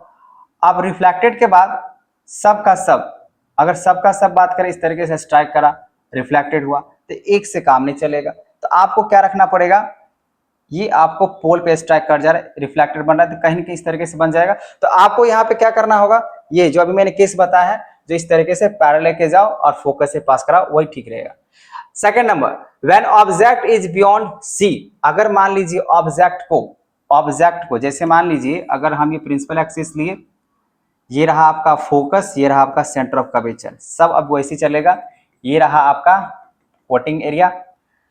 अब देखो मैंने आप क्या बोला, ऑब्जेक्ट को आप कहाँ रख रहे हो, बियॉन्ड सी। तो बियॉन्ड सी का मतलब क्या, सेंटर ऑफ कर्वेचर से पहले। ये आप सेंटर कर्वेचर से पहले आप यहाँ मानो ऑब्जेक्ट को रख रहे हो, ठीक है। और जैसे ही आप यहाँ पे रखे, जैसे ए और बी हुआ, तो आप क्या करो, ऐसे करके इस तरीके से प्रिंसिपल एक्सिस के पैरेलल लेके जाओ और कहाँ से पास कराओगे, फोकस। दूसरा क्या है, आप देखिए ऑब्जेक्ट आपका इस बार यहीं पे, तो इस बार हम यहाँ से पास नहीं कराएं। जैसे फर्स्ट केस में मैंने क्या बोला, यहाँ से पास करा के ऐसे करके और फोकस पे जाके आपको मैंने दिखा दिया। लेकिन इस बार ऑब्जेक्ट आपको कहाँ है, बियॉन्ड द सी और एबव। मतलब हम जितने भी ऑब्जेक्ट को यहाँ पर रखेंगे वो प्रिंसिपल एक्सिस के ऊपर में रखने वाले हैं, ठीक है। तो अगर आप ऊपर रखने वाले हैं तो ये इस तरीके से प्रिंसिपल एक्सिस के पैरेलल के, और आफ्टर रिफ्लेक्शन कहाँ से पास हो जाएगा, फोकस से। उसी तरीके से सेकेंडरी की बात करें, इस तरीके से हम लेके जाते हैं, फोकस से लेके गए और इस तरीके से मैंने पास करा दिया। आप यहाँ पे देखो बच्चों, इमेज जो बन रहा है ये आपको दिख रहा है, ये मैंने कहाँ पे इंटरसेक्शन हुआ, यहाँ तो हम फ्री हैंड से बना रहे हैं, आप स्केल से बनाओगे तो एग्जैक्ट बन जाएगा। जैसे देखिए ये आपका है रिफ्लेक्टेड रे और ये भी आपका है रिफ्लेक्टेड रे, है ना। ये दोनों यहाँ पे मिट गया, मतलब कहाँ पे, तो बन रहा है यहाँ पे सी और एफ के बीच में, ठीक है। कहाँ पे बन रहा है, सी और एफ के बीच में। ये ए हुआ, ये बी हुआ, तो इसको मान लीजिए आप ये ए डैश हुआ, ये बी डैश हुआ। अब यहाँ पे ध्यान से देखा जाए, सेकेंड नंबर, जब आप ऑब्जेक्ट को बियॉन्ड सी रखे तो इमेज का पोजिशन कहाँ पे दिख रहा है, एफ और सी के बीच में दिख रहा है। नेचर ऑफ इमेज कैसा बनेगा, रियल एंड इन्वर्टेड, क्योंकि ये एक्चुअल में मिट कर गया है, अपने आप मिट करा। और इसका साइज आप देख सकते हैं डिमिनिश्ड बनेगा, ठीक है। मतलब जो ऑब्जेक्ट का हाइट होगा ना उससे थोड़ा सा छोटा बन जाएगा, मतलब उससे छोटा बनेगा आपका इमेज, ठीक है बच्चों। चलिए अब हम बात करते हैं केस नंबर 3 का। तो केस नंबर 3 क्या कह रहे हैं यहाँ पे, केस नंबर यहाँ पे 3 कह रहा है व्हेन ऑब्जेक्ट इज एट सी। तो देखिए फिर से आप लोग यहाँ पे एक मिरर, कॉनकेव मिरर, ये रहा आपका पोल, ये रहा आपका फोकस, ये रहा आपका सेंटर ऑफ कर्वेचर, ठीक है। अगर यहाँ पे बोल रहा है जब आप ऑब्जेक्ट को सेंटर ऑफ कर्वेचर के पास रखो, ठीक है, मैंने रखा, इंसिडेंट रे एक आप लेके जाओ पैरेलल प्रिंसिपल एक्सिस के और फोकस से पास करा दो, ठीक है। दूसरा रूल क्या है, आप फोकस से लेके जाओ, ठीक है ना, ये फोकस से मैंने लेके गया और आफ्टर रिफ्लेक्शन इस तरीके से मैंने पास करा दिया। तो आप यहाँ पे देख सकते हैं बच्चों, ये जो आपका इमेज जो बना, ये जो स्ट्राइक कर रहा है आफ्टर रिफ्लेक्शन, वो आपको कहाँ दिख रहा है। अगर मान लीजिए आपका ए हुआ, ये बी हुआ, इसका मतलब ये ए डैश और ये बी डैश के हिसाब से यहाँ बन रहा है। मतलब ये तीसरा केस में इमेज का जो पोजीशन है वो कहाँ पर है, सी पे ही बन रहा है। मतलब ऑब्जेक्ट आपका सी पे ही था और इमेज का जो पोजीशन है वो सेंटर ऑफ कर्वेचर पे ही बना रहा है, ठीक है। नेचर कैसा बनेगा, क्योंकि ये एपियर टू मिट नहीं हुआ, एक्चुअल मिट कर गया। जब ये एक्चुअल में अगर मिट कर गया तो आप समझ लो यहाँ पे बनेगा रियल एंड इन्वर्टेड ही बनेगा। तो रियल एंड इन्वर्टेड, और साइज कैसा बनेगा, तो सेम साइज। मतलब ये देखिए, ये जितना आपको इधर ऑब्जेक्ट का साइज दिख रहा है ना, उतना ही क्या बनेगा, इमेज का भी साइज बनेगा। आई होप आपको फर्स्ट, सेकेंड और थर्ड बातें समझ में आ गया होगा। इस तरीके से आपको डायग्राम बनाने पड़ेंगे खुद से लेकर, ठीक है बच्चों। चलिए अब हम बात करते हैं क्वेश्चन नंबर नहीं, केस नंबर 4। तो केस नंबर 4 क्या कह रहा है बच्चों, when object is placed between F and C, मतलब फोकस और सेंटर ऑफ कर्वेचर के बीच में अगर रख रहा है, तो ये रहा आपका कॉनकेव मिरर, ये रहा प्रिंसिपल एक्सिस, यहाँ पे होता है पोल, यहाँ पे होता है आपका फोकस, यहाँ पे होता है सेंटर ऑफ कर्वेचर। अब क्या है ना, पहले ऑब्जेक्ट क्या था, इन्फिनिटी पे, अब धीरे धीरे ऑब्जेक्ट आपको कहाँ जा रहा है, आगे की ओर। पहले बियॉन्ड सी, फिर सी, अब यहाँ पे मैं बात कर रहा हूँ सी और एफ के बीच में। अब यहाँ पे क्या करो, इस तरीके से एक इंसिडेंट लेके जाओ, एक फोकस से पास कराओ, ये तो आपको पता चल चुका है। और दूसरी बात क्या करो, आप फोकस से लेके जाओ, फोकस से लेके जाओ और थोड़ा सा इसको सीधा करना पड़ेगा। अब जो कि फ्री हैंड से बना रहे हैं थोड़ा सा तो आपको चलेगा, और उसका इसको लेके इस तरीके से बनाओ। तो आपको क्या नजर आएगा बच्चों, थोड़ा तिरछा हो गया है, लेकिन क्या है ना, आप जब बनाओगे स्केल से तो आपको एक्यूरेट जो है ना मिल जाएगा। तो देखिए यहाँ पे ऑब्जेक्ट ए, ये बी, अब यहाँ पे इमेज का अगर बात करें, इसका साइज ए डैश और ये बी डैश आप मान सकते हो, ठीक है। ये रहा आपका रिफ्लेक्टेड रे और दोनों यहाँ पे मिट कर रहा है। तो यहाँ पे देखिए इस तरीके से बनेगा। कोई केस नंबर 4 की बात कर रहे हैं, केस नंबर 4। केस नंबर 4 क्या करें यहाँ पे, when object is placed between F and C. तो मैंने यहाँ पे एफ और सी, यहाँ पे एफ और सी के बीच में मैंने ऑब्जेक्ट यहाँ पे आप देख पा रहे हो मैंने यहाँ पे रखा, और रखने के बाद आप देख रहे हैं इमेज का जो पोजीशन है बियॉन्ड सी, मतलब सी के इधर, ठीक है ना, सी से पहले आपको क्या मिल रहा है, एक इमेज मिल रहा है, ठीक है। वही अगर हम बात करें बच्चों, इसका इमेज जो बना वो कैसा बना, नेचर ऑफ इमेज कैसा है, रियल एंड इन्वर्टेड है, और साइज कैसा है, तो हाईली इनलार्ज के हिसाब से ये आपका, हाईली इनलार्ज नहीं, सिर्फ इनलार्ज के हिसाब से आपका इमेज बन रहा है, ठीक है। इनलार्ज, इनलार्ज मतलब बड़ा, मतलब जो ऑब्जेक्ट था ना उससे थोड़ा सा ज्यादा बन चुका है, ठीक है बच्चों। चलिए अब ये तो आपको समझ में आ गया। अब हम बात करते हैं केस नंबर 5 का। केस नंबर 5 क्या कह रहा है, when object is place at a F, F मतलब फोकस पे, थोड़ा ध्यान से देखें। ये रहा आपका फिर से कॉनकेव मिरर, ये रहा आपका प्रिंसिपल एक्सिस, ठीक है। यहाँ पे होता है पोल, देखिए इतना सारे मैंने बनाया अभी तक 4, आपको समझ में आ रखा होगा। ये होता है बच्चों आपका फोकस, ये होता है आपका सेंटर ऑफ कर्वेचर, ठीक है। तो अब मैं ऑब्जेक्ट को कहां पे रख रहा हूं, एफ पे, फोकस पे। और जैसे अगर आप फोकस पे रखते हो तो इस तरीके से मान लीजिए इंसिडेंट रे पास कराओगे, और एक तो इस तरीके से आप फोकस से लेके चल जाओगे, इसमें कोई दिक्कत नहीं है, ठीक है। लेकिन आप देखिए ऑब्जेक्ट यहीं पे, अगर ऑब्जेक्ट अगर आपका यहीं पे है तो आपका यहाँ पे दायित्व ये बनता है जो आप ऐसे करके तो पास नहीं करा सकते, आप यहाँ पे लेकर अगर जाओगे स्ट्राइक करा दोगे फिर इस तरीके से चला जाएगा, पैरेलल हो जाएगा, कोई दिक्कत नहीं। लेकिन आप यहाँ पे भी लेके जा सकते हैं, क्योंकि ये जो बनेगा कुछ इस तरीके से, आप ऐसे भी जा सकते हैं। ये मान लीजिए ऑब्जेक्ट है ना, पोल पे स्ट्राइक करा देंगे तो इस तरीके से जाएगा, तो भी ये दोनों रिफ्लेक्टेड रे मिल जाएगा, इसमें कोई दिक्कत नहीं है। और नहीं तो आप यहाँ पे क्या करो, ये आपका ऑब्जेक्ट यहाँ पे, तो आप क्या करो, इसको एक सेंटर ऑफ कर्वेचर से पास करा दो। अब जैसे सेंटर ऑफ कर्वेचर से आप पास कराओगे, जैसे ये सेंटर ऑफ कर्वेचर से पास हुआ तो आपको मालूम होना चाहिए जो आप सेंटर ऑफ कर्वेचर से पास करते हो वो उसी रास्ते से क्या होता है बच्चों, लौट जाता है। तो आप यहाँ देख रहे हैं दोनों को दोनों, ये रे क्या दिख रहा है आपको, पैरेलल। अब ये दोनों जो पैरेलल है वो मिलेगा कहाँ पे, तो इन्फिनिटी पे। एक कॉन्सेप्ट है, कहाँ पे मिलेगा, तो इन्फिनिटी पे मिलता है, ठीक है। तो आप यहाँ पे क्या है देखो, इमेज का जो पोजीशंस बनेगा वो कहाँ पे होगा, इन्फिनिटी पे जाकर बनेगा, जहां पे भी वो मिल जाएगा, वैसे तो मिलता नहीं है। पैरेलल लाइन कभी भी इंटरसेक्ट नहीं करता है, तो मान लीजिए वो इन्फिनिटी पे है तो कहीं ना कहीं इन्फिनिटी पे तो होगा, तो उसके हिसाब से बात कर लेंगे, ये कॉन्सेप्ट के हिसाब से चलेंगे। और कुछ नेचर ऑफ इमेज की अगर बात करें, अब ये एपियर टू मीट नहीं हो रहा है, एक्चुअल में जाके इंटरसेक्ट करेगा, और जहां पे अगर एक्चुअल में अगर इंटरसेक्ट कर जा रहा है तो आप समझ सकते हो वहां पे क्या बनेगा, तो बनेगा आपका रियल एंड इन्वर्टेड। और साइज कैसा होगा, साइज होगा हाईली इनलार्ज, क्योंकि इन्फिनिटी पे जाकर बना रहे हैं ना, तो हाईली इनलार्ज बन जाएगा। तो ये ऑब्जेक्ट मान लीजिए आपका ए था, ठीक है ना, ये बी था, और ये जो इमेज जो बनेगा वो ए डैश बी डैश पे कहीं पे जाकर बन जाएगा, जो कि है इन्फिनिटी पे। तो आपका ये 5 नंबर का डायग्राम हुआ। आप चाहें तो बच्चों इस केस में जैसे हम सेकंड वाले को ट्राई किए थे, फर्स्ट वाले को आप ऐसे ट्राई कर सकते हो, आप ऐसे भी ट्राई कर सकते हो। जैसे मान लीजिए आप इसको स्ट्राइक करा दो, ठीक है, जैसे ही पोल पे स्ट्राइक करा फिर इस तरीके से लेके जाओ, तो आपको क्या होगा, ये एंगल ऑफ इंसिडेंट, ये क्या बनेगा, एंगल ऑफ रिफ्लेक्शन। तो angle of incidence equals to angle of reflection, ये भी होगा। और ये भी आपका एक देखा जाए तो रिफ्लेक्टेड वाला ही रे, और ये भी आपका रिफ्लेक्टेड रे ही है, दोनों फिर से क्या कर जा रहा है, ये पैरेलल हो जा रहा है। तो आप ऐसे करके भी ट्राई कर सकते हो। अब यहाँ पे केस नंबर 6 जो कि लास्ट केस है और one of the most case है यहाँ पे 6 नंबर, क्योंकि अभी तक 1 से लेकर जो हम लोग 5 तक जो केस देखे हैं सारे के सारे में रियल एंड इन्वर्टेड इमेज मिला, रियल एंड इन्वर्टेड मतलब सब उल्टा बना। और यहाँ पे जो केस नंबर 6 ले रहे हैं तो आप लोग यहाँ पे देखिएगा किस तरीके से आपका इमेज बनने वाला है। तो फिर से हम लोग यहाँ पे लेने वाले हैं कॉनकेव मिरर, ये रहा आपका प्रिंसिपल एक्सिस फोकस, ये थोड़ा इसका डिस्टेंस ले लेते हैं, ये आपका फोकस हो जाएगा, ये रहा आपका सेंटर ऑफ कर्वेचर। ठीक है बच्चों, अब यहाँ पे क्वेश्चन क्या बोला गया है, मतलब केस क्या बोला गया, when object is between P and F, मतलब हमको ऑब्जेक्ट को पोल और फोकस के बीच में रखना है। तो मैंने यहाँ पे रखा, रखने के बाद इसका नाम कर लेते हैं A और ये हो जाएगा B। अब इस तरीके से गया और ये जाने के बाद फोकस तो यहाँ पे, तो ऐसा कुछ तो होने वाला है नहीं, तो इसको कुछ मत करो।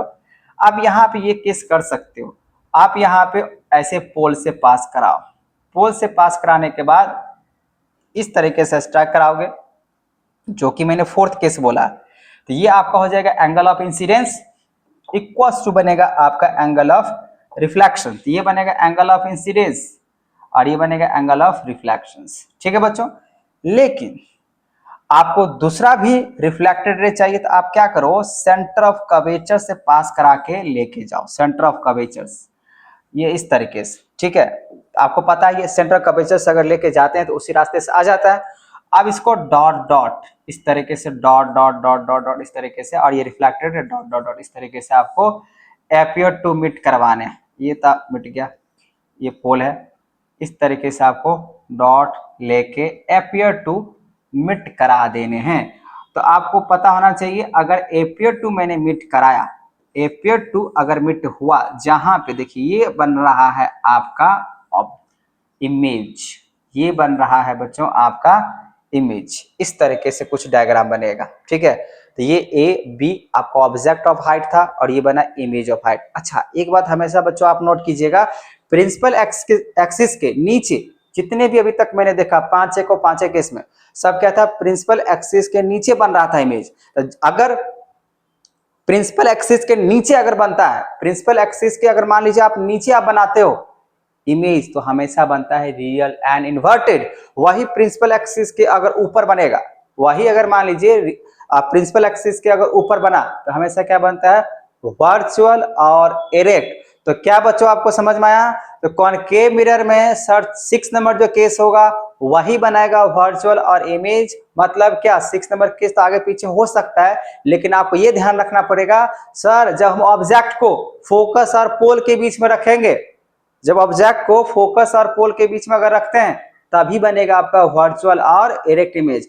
केस आगे पीछे हो सकता है, इसको हम पहले भी बोल सकते हैं, दूसरा भी बोल सकते हैं, लेकिन आपको ध्यान ये रखना है जब आप ऑब्जेक्ट कहां पे रख रहे हो, आप सेंटर ऑफ कर्वेचर से पहले रख रहे हो, सेंटर ऑफ कर्वेचर पे रख रहे हो, सेंटर कर्वेचर और फोकस के बीच में रख रहे हो, या फोकस और पोल के बीच में रख रहे हो। अगर ये आपको मालूम है तो उसी के हिसाब से ही इमेज आपको बताना है। ये नहीं सर केस नंबर 1 क्या है, केस नंबर 2 क्या है, ऐसा नहीं पूछा जाएगा। ठीक है, आपसे पूछ दिया जाएगा अगर ऑब्जेक्ट को आप यहाँ पर रख रहे हो और सेंटर ऑफ कर्वेचर पे रख रहे हो तो इमेज क्या बनेगा। ठीक है बच्चों, आपको समझ में आ गया। चलिए आगे बात करते हैं, यूज ऑफ कॉनकेव मिरर। अगर यूज ऑफ कॉनकेव मिरर की अगर बातें करें तो देखिए मैंने क्या लिखा है, use in torch, search light, vehicles, headlight, get powerful parallel beam of light के लिए यूज किया जा सकता है, किया जाता है। ये है आपका कॉनकेव मिरर का यूज। अब यहां से 2 मार्क्स से क्वेश्चन आते हैं, आपको पूछ दिया जाएगा यूजेज ऑफ कॉनकेव मिरर। ठीक है बच्चों, कॉनकेव मिरर बोला गया यहाँ पे are used by dentist see large image of teeth of patient. फिर teeth have to place between pole and focus के बीच में रखा जाता है। टीथ को बोला गया है पोल और फोकस के बीच में रखा जाता है, क्योंकि अभी मैंने बताया आपको 6 नंबर केस, अगर पोल और फोकस के बीच में जब रखा जाएगा तो क्या होगा, इमेज आपको सीधा नजर आएगा। ठीक है ना, तो डॉक्टर लोग क्या करते हैं, जो भी ऑब्जेक्ट को अगर देखना होता है तो क्या करता है, उस ऑब्जेक्ट को पोल और फोकस के बीच में रख देता है। तो जैसे अगर पोल और फोकस के बीच में अगर रखेगा ऑब्जेक्ट को, तो वो ऑब्जेक्ट सीधा नजर आएगा। ठीक है ना, तो यहाँ पे यही। फिर बोला गया concave mirror is used as a shaving mirror to see a large image of the face. और fourth point, large concave mirror are used to concentrate sunlight to produce heat in solar furnace. तो आप यहाँ पे देख सकते हो, ये रहा आपका सोलर फ्यूरेंस हुआ। ठीक है ना, जिसमें हम लोग खाना जो है ना पका सकते हैं, लेकिन कैसे, तो सिर्फ जो है ना आप फ्राई वाले नहीं कर सकते, आप टिफिन में बंद करके, आप कोई चीज को बंद करके डब्बा वब्बा में आप इसमें रख सकते हैं। ठीक है ना, तो आपको खाना पक जाएगा। ठीक है, आप छानने वाली चीजें नहीं, डब्बा बंद करके सर रख दो।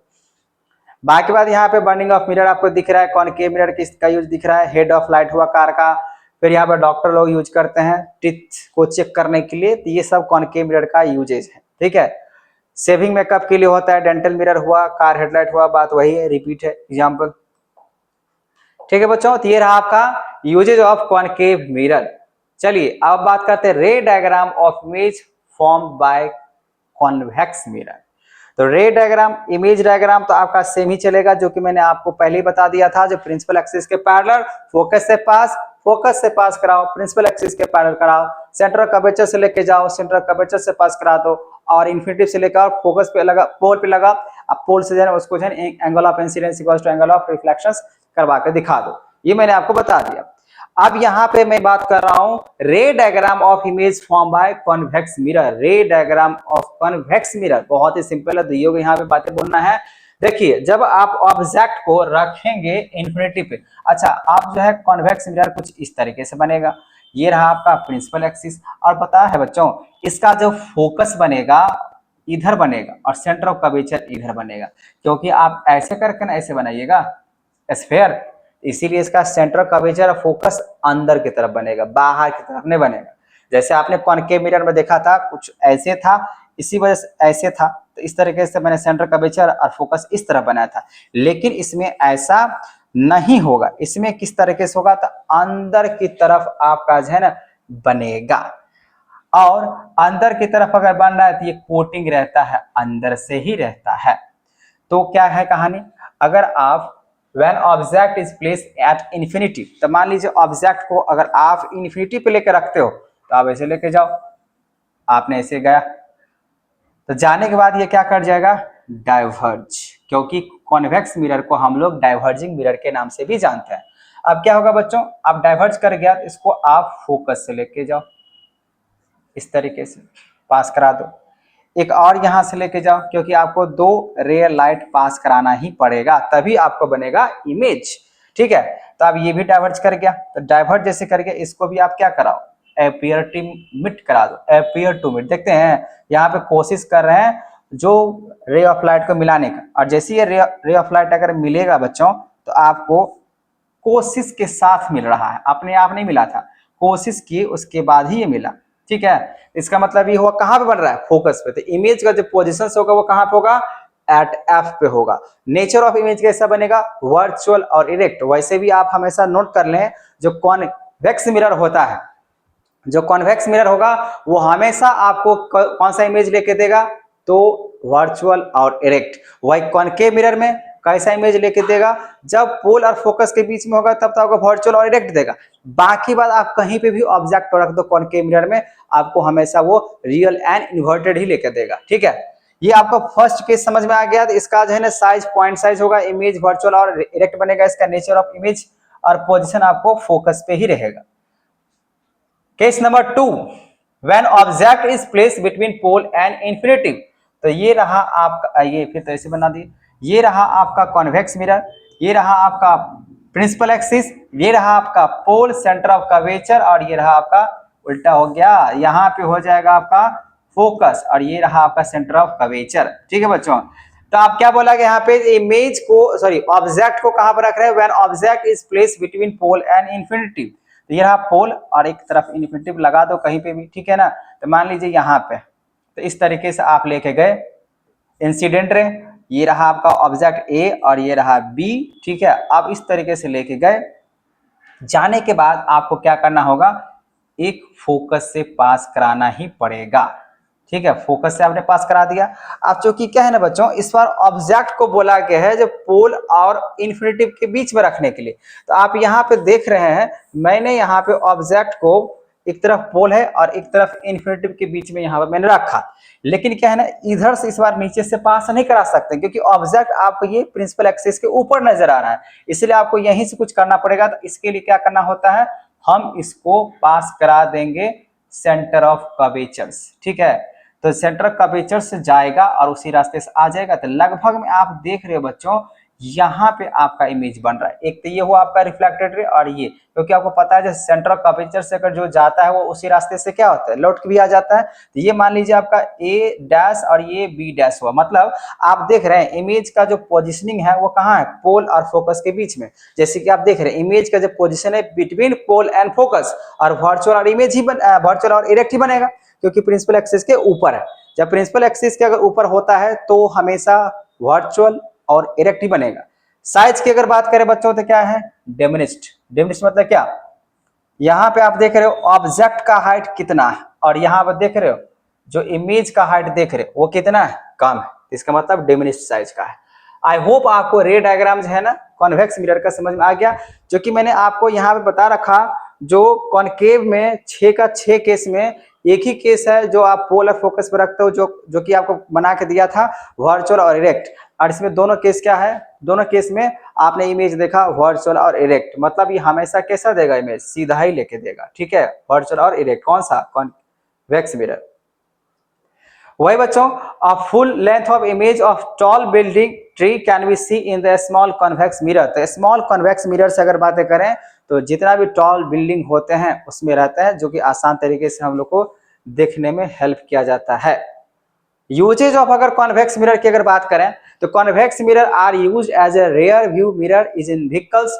इन vehicles they always give a erect and show the diminished image. मतलब ये हुआ बच्चों, आप जो व्हीकल्स की बात करते हैं, जो साइड मिरर होता है ना, उसमें कौन सा मिरर लगाता है, तो कॉन्वेक्स मिरर लगा रहता है। ठीक है, जैसे आप यहाँ पे देख पा रहे हैं। ठीक है, they have the wider field of view as they are curved outward. ये तो मैंने अभी बता दिया, जो कर्व्ड क्या रहता है, आउटवर्ड कर्व्ड रहता है। Convex mirror are used at blind turns and on a point of the merging traffic to the facility visions of both side of traffic। ठीक है, use in shops and security purpose के लिए आप लगा सकते हो।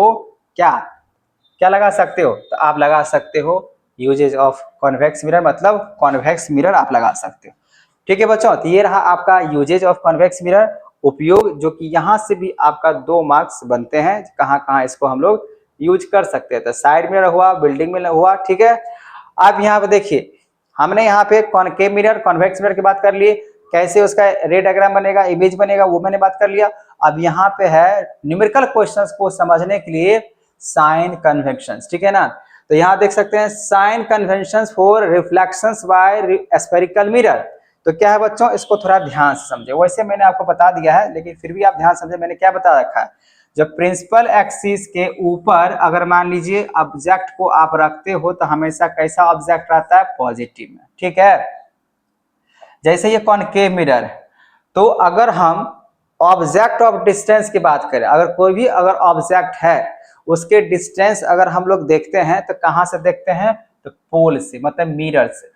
अब ये मिरर है, अब मिरर से अगर मान लीजिए अगर इस डायरेक्शन में अगर कोई ऑब्जेक्ट अगर रखा हुआ है और उसको अगर हम नापते हैं तो उसको माइनस लिया जाएगा, मतलब निगेटिव होता है। इस डायरेक्शन में क्या होगा, नेगेटिव होगा, और वही अगर आगे की ओर अगर जाएगा तो क्या हो जाएगा, पॉजिटिव हो जाएगा। और वही देखिए ऑब्जेक्ट ऑफ जो हाइट होगा, हाइट अगर ऑब्जेक्ट का हमेशा पॉजिटिव होता है, और वही प्रिंसिपल एक्सिस के ऊपर अगर मान लीजिए कोई हाइट ऑफ ऑब्जेक्ट होगा वो भी आपका क्या होगा, पॉजिटिव ही होगा। लेकिन अगर मान लीजिए कोई इमेज है वो अगर आपको प्रिंसिपल एक्सिस के नीचे नजर आ रहा है तो वो कैसा बनेगा, नेगेटिव बनेगा। ये आपको ध्यान रखना है। और सबसे बड़ी बात क्या ध्यान रखना है, आप जब मेजर करेंगे किसी भी ऑब्जेक्ट को, वो कहां से, मिरर से। कहां से, मिरर से। चाहे ऑब्जेक्ट के डिस्टेंस की बात करें, इमेज के डिस्टेंस की बात करें, आपको कहां से मेजरमेंट करना पड़ेगा, तो मिरर से पोल के हिसाब से। ठीक है, सो ऑब्जेक्ट डिस्टेंस को हम लोग क्या बोलते हैं, यू। जैसे यहां से यहां तक अगर कोई ऑब्जेक्ट रखा, ये ऑब्जेक्ट है ना, अब ये ऑब्जेक्ट है, मान लीजिए यहां से यहां तक जो डिस्टेंस करेगा उसको हम लोग किससे डिनोट करते हैं, यू से। वही अगर हम बात करें जो कि हमेशा क्या बनेगा, नेगेटिव। चाहे कॉन्वेक्स मिरर की बातें करें या कॉनकेव मिरर की बात करें, यू हमेशा क्या होता है, नेगेटिव ही होता है। ठीक है, उसको हम नेगेटिव के हिसाब से बात करें। जैसे मान लीजिए बोल देंगे जो 15 मीटर के दूरी पे कोई ऑब्जेक्ट रखा हुआ है तो माइनस में हो जाएगा, -15। इस तरीके से मीटर में है तो -15 मीटर हो जाएगा। ठीक है बच्चों, focal length of concave mirror negative हमेशा नहीं होगा। क्यों नहीं होगा, क्योंकि अगर आप बात किया जाए यहाँ पे फोकल लेंथ कॉनकेव मिरर कैसे होता है, इधर ही होता है। हाँ, तो आप इसको भी बोल सकते हैं नेगेटिव, जैसे फोकल लेंथ यहाँ पे हुआ, ये सेंटर कर्वेचर हुआ, तो यहाँ पे अगर फोकल लेंथ क्या है तो ये इस डायरेक्शन में नापिएगा, इसमें भी ऑलवेज ही होगा, फोकल लेंथ भी क्या हो जाएगा ऑलवेज, क्योंकि फोकल लेंथ मान लीजिए अगर इस तरीके से अगर होता है, ये आपका रहा मिरर कॉनकेव मिरर, और ये इस डायरेक्शन के हिसाब से, मैंने बोला अगर इस डायरेक्शन में है कोई भी चीज है तो हमेशा क्या होगा नेगेटिव बनेगा, द फोकल लेंथ भी क्या हो जाएगा नेगेटिव होगा। जैसे आपका डिस्टेंस ऑफ ऑब्जेक्ट मैंने क्या बोला नेगेटिव, ये भी नेगेटिव हो जाएगा। वही अगर बात करें focal length of convex mirror, तो कॉन्वेक्स मिरर के लिए जैसे ये रहा इस तरीके से कॉन्वेक्स मिरर, तो कॉन्वेक्स मिरर का जो फोकल लेंथ होता है वो पॉजिटिव होता है। जैसे ये कॉन्वेक्स मिरर है ना, ये प्रिंसिपल एक्सिस हुआ, तो आपने देखा यहाँ पे फोकस इधर था इसका और सेंट्रल कर्वेचर इधर था, तो अगर ये इस तरीके से इस डायरेक्शन में है तो फोकल लेंथ क्या होगा आपका पॉजिटिव ही होगा। तो आपको ये नोट कर लेना है, जो ऑब्जेक्ट ऑफ डिस्टेंस होगा यू नेगेटिव ही होगा, और फोकल लेंथ जो होगा कॉनकेव मिरर का वो नेगेटिव ही होगा, लेकिन अगर फोकल लेंथ अगर बात करें कॉन्वेक्स मिरर का वो पॉजिटिव होता है। अब रहा भी, तो भी का मतलब क्या होता है बच्चों, तो डिस्टेंस ऑफ इमेज को क्या बोलते हैं भी, डिस्टेंस ऑफ इमेज। तो डिस्टेंस ऑफ इमेज जो होगा वो आपका भी होता है, लेकिन आपको ध्यान रखना है कॉनकेव मिरर में बस एक ही केस था जहां पे हम लोगों ने देखा पोल और फोकस के बीच में, तो वहां पे भी जो दिखाया था इमेज ऑफ डिस्टेंस था वो क्या था पॉजिटिव, है ना। बाकी बात जो कॉनकेव मिरर में मैंने बताया आपको, जो इमेज जो बन रहा था सब फोकल लेंथ के सॉरी प्रिंसिपल एक्सिस के नीचे, अगर प्रिंसिपल एक्सिस के नीचे अगर बन रहा था इसका मतलब, और वो भी इस डायरेक्शन बन रहा था, आप लोगों ने क्या देखा जैसे जैसे ऑब्जेक्ट को आप आगे की ओर लेके जाते हो वैसे वैसे इमेज आपका इस तरफ बनना शुरू हो गया था, है ना, उस तरफ जा रहा था।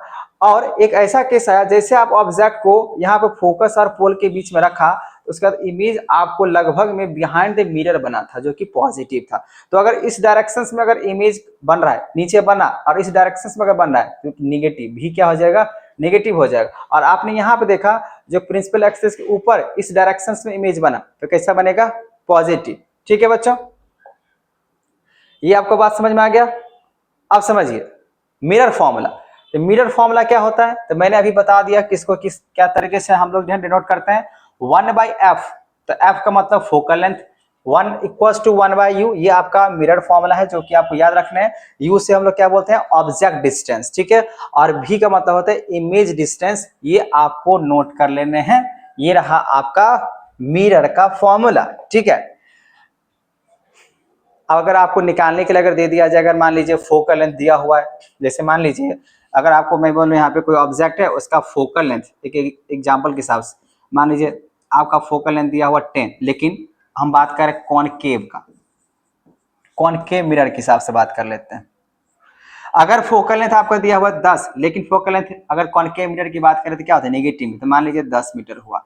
वही अगर मान लीजिए इमेज डिस्टेंस अगर दे दिया आपको 5, तो आपको पता ही है कॉनकेव मिरर का अगर मैं यहाँ पे भी लेता हूं 5, तो 5, अब ऐसा ये नहीं कह रहा है क्योंकि कॉनकेव मिरर में एक ऐसा भी केस होता है जहां पे आपका जो इमेज ऑफ डिस्टेंस होता है वो पॉजिटिव में भी होता है, ठीक है। तो हम यहाँ पे क्या करता हूँ नेगेटिव लेके चलता हूँ, मतलब नेगेटिव क्या डिस्टेंस ऑफ ऑब्जेक्ट, मान लीजिए 20 है।